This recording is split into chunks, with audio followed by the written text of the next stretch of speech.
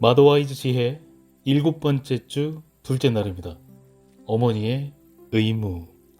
기도로 시작하기.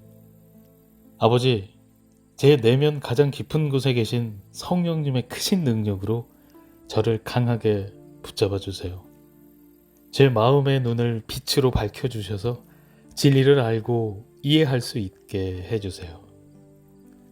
외울 말씀. 내 자식을 징계하라. 그리하면 그가 너를 평안하게 하겠고 또 내 마음에 기쁨을 주리라. 잠언 29장 17절. 훈육이라는 선물. 자녀들에게 줄 수 있는 두 번째 중요한 선물은 훈육의 회초리다. 이것은 아이들에게 반드시 필요한 선물로서 대단히 중요하다. 반항하는 마음을 가진 아이는 하나님 말씀을 받아들이기 힘들다. 마가복음 4장에서 예수님이 비유하신 돌밭이나 가시밭과 같은 마음을 갖고 있기 때문이다. 앞서 공부한 것처럼 부모가 자녀를 무조건적으로 사랑해주면 아이들은 부모의 훈육을 받아들일 수 있다. 부모의 훈육을 통해 자녀들의 마음이 옥토와 같이 부드러워져서 하나님께 응답하고 그분의 말씀을 받아들일 수 있다. 엄마가 자녀에게 주는 이 모든 선물은 이렇게 서로 연결되어 있다.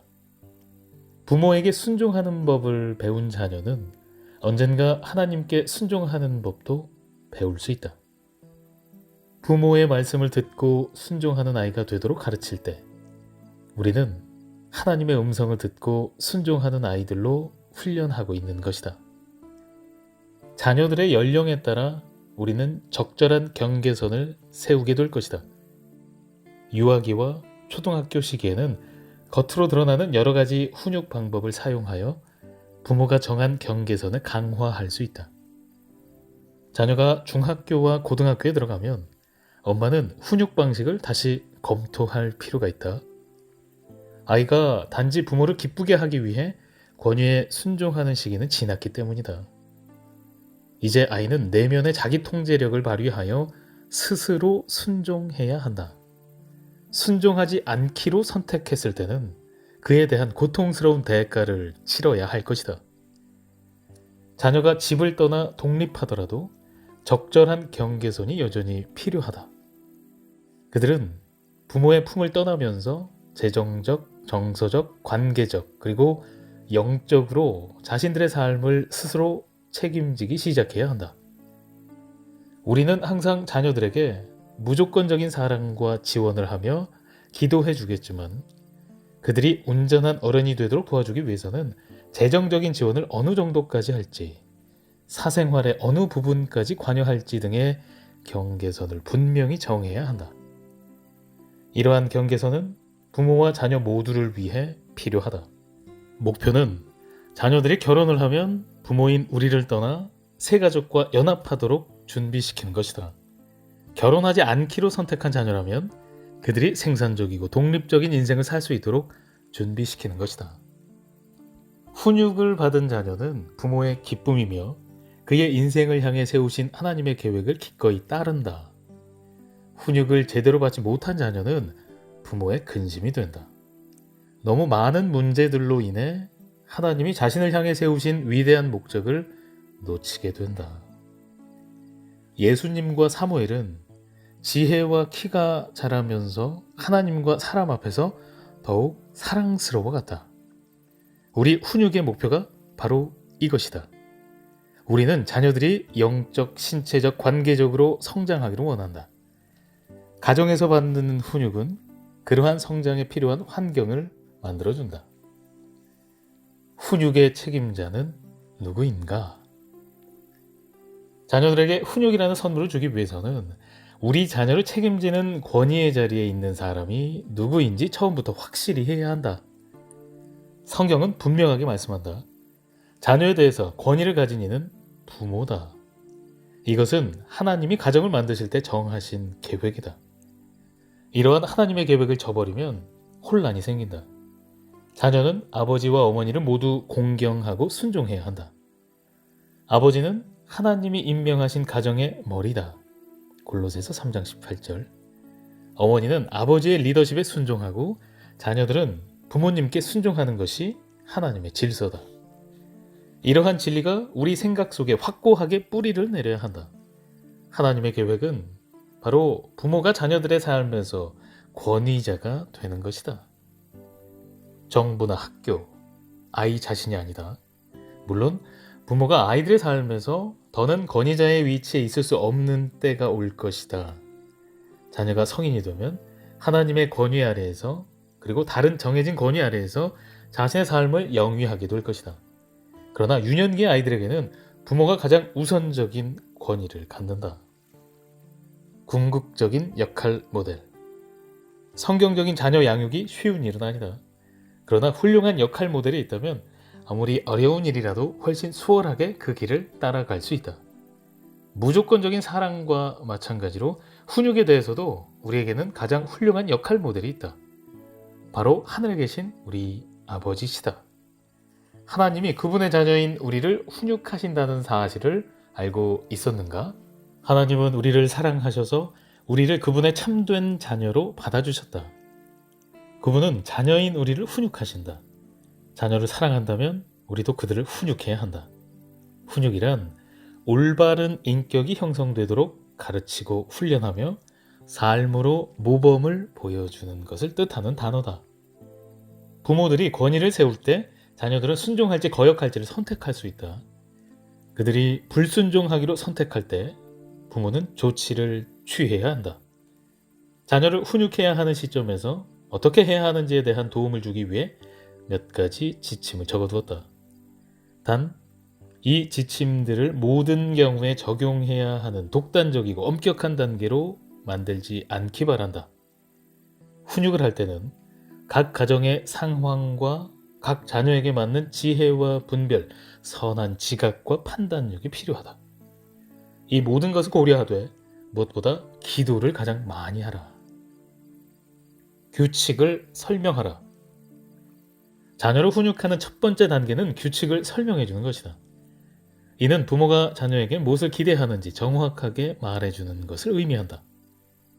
하나님은 우리가 지켜야 할 규범을 모호하게 말씀하신 적이 없다. 우리도 자녀에 대한 규칙을 정할 때 분명하게 해주어야 한다.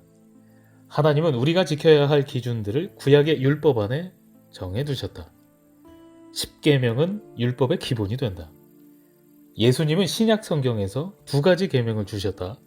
이 2가지 명령은 구약의 율법이 요약된 것이었다.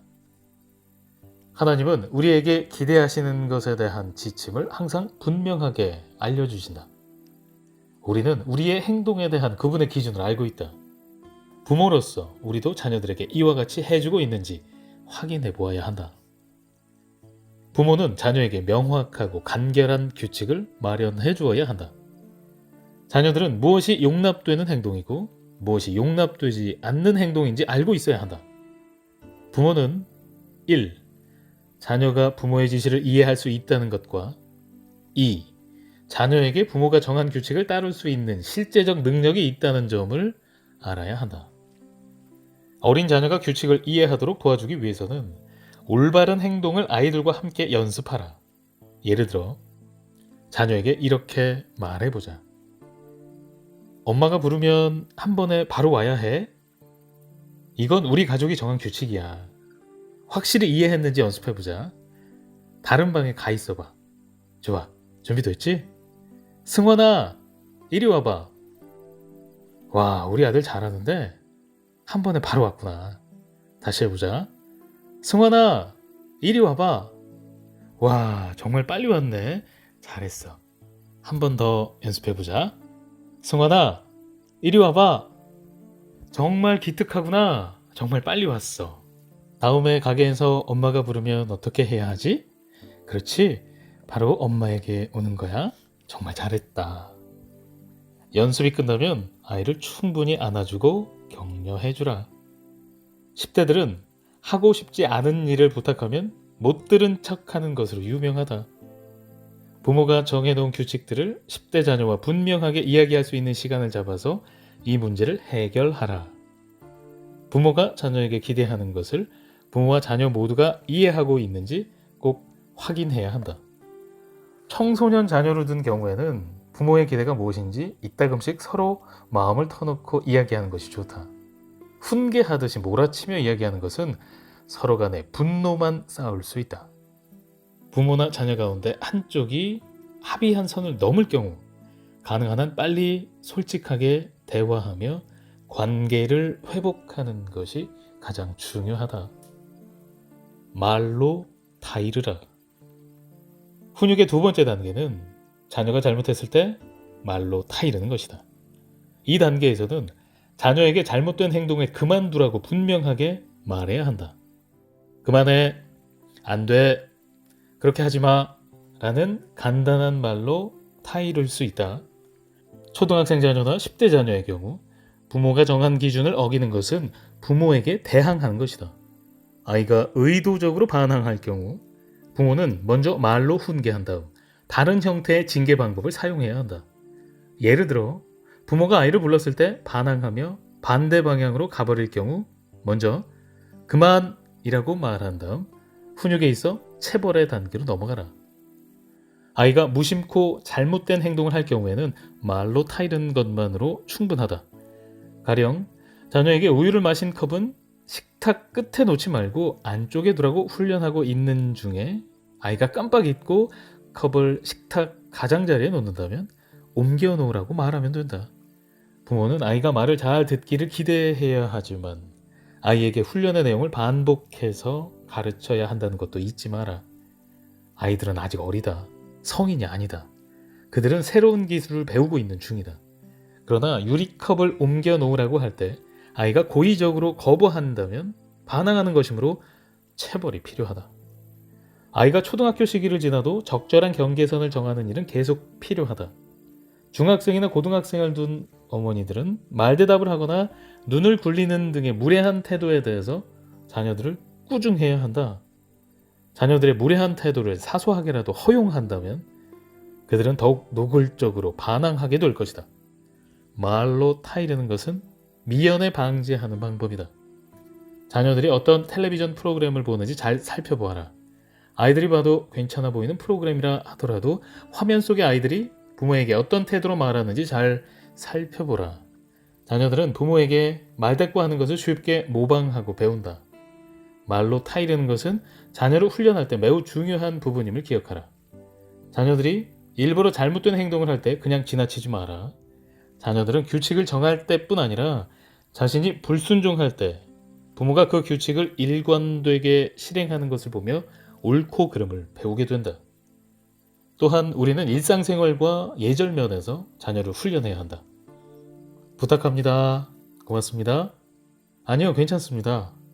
와 같은 인사와 침대 정리하기, 먹은 밥그릇을 싱크대에 가져다 놓는 일들은 아이들이 저절로 배울 수 없다.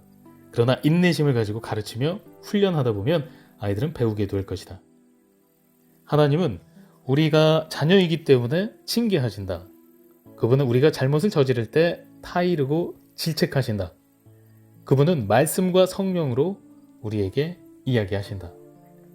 우리 자녀들은 마땅히 가장 좋은 것을 받아야 한다. 하나님 말씀을 부지런히 공부하며 그 말씀에 순종하여 자신을 내어놓는 어머니에게 훈육을 받아야 하는 존재들이다. 이 중요한 내용에 대해 하나님 말씀에서 모든 것을 배울 수 있도록 이번 일주일 동안 열심히 공부하기 바란다. 그런 노력을 기울이기에 충분히 가치 있는 아이들이 아닌가. 기도로 마치기. 주 예수님, 자녀를 훈육하는 일이 쉽지 않음을 고백합니다. 제가 자녀들에게 부모로서 주신 권위를 잘 감당할 수 있는 능력을 주세요. 자녀를 기쁘게 하는 것이 아닌 주님을 기쁘게 해드리는 삶을 살기 원합니다. 주님, 제 마음을 새롭게 하셔서 저를 변화시켜 주세요. 예수님의 이름으로 기도합니다. 아멘. 좋은 어머니 팁. 당신의 자녀는 두 가지 이유로 엄마가 세운 규칙을 시험하고 도전하려고 할 것이다. 첫째, 아이들은 그 규칙이 여전히 유효한지, 엄마가 그것을 일관되게 적용하는지 확인하기를 원한다. 이 과정이 아이에게 안정감을 주기 때문이다. 둘째, 아이들이 자라나는 과정에서 그 단계에 맞는 규칙의 수정이 필요하다. 자녀가 성숙해져서 어떤 규칙이 불필요해질 경우 자녀와 엄마는 함께 그것을 점검하고 고쳐나가야 한다. 자녀가 규칙의 경계선을 시험할 때 생길 수 있는 갈등에 대해 준비하고 있으라. 이는 아이가 발전을 거듭하며 어른이 되어가는 과정이기 때문이다.